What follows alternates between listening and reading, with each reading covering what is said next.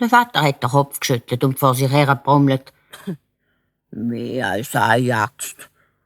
Gackelari. Eine alte, verräumte Axt verkaufen. Da wirst du dem viel bekommen.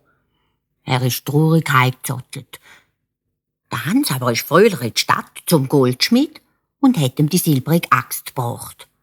Mehr als 1000 Franken hat er dafür bekommen.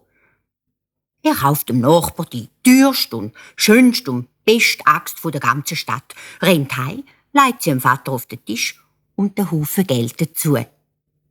Dem Vater sind vor lauter Staunen fast die Augen zum Kopf ausgetrollt. Und wenn er ihm die Geschichte mit dem Geist erzählt hat, lacht der Vater übers ganze Gesicht und sagt, Es ist halt doch gut, wenn man es auch im Kopf hat und nicht nur in den Händen. Wo der Hans ins Nachbarhaus kommt, die Axt bringen, ist dort gerade eine grosse Aufregung gewesen, weil nämlich die alte Großmutter die Stege durchgebürzelt ist und sich das Bein gebrochen hat. Sie hat ganz schüllig gejammert. Oh je, oh je, oh je. Dass das jetzt hätte passieren müssen. Die halt doch nachher wachsen doch nicht mehr zusammen. Oh je, oh je. Jetzt kann ich meiner Lebtung nicht mehr laufen. Aber der Hans hat sie getröstet. Das ist nicht so schlimm, Großmutter.